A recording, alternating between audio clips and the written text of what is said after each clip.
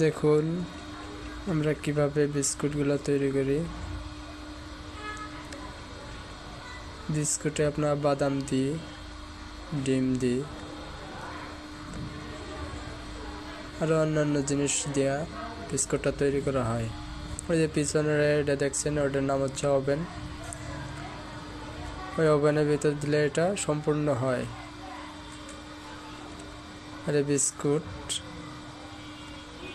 যার যার খেতে মন চাবে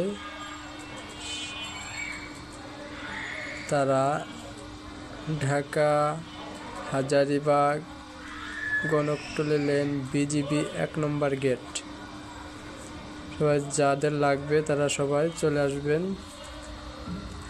বিক্রমপুর লাইভ বেকারিতে। দেখুন কিভাবে তৈরি করা হয়।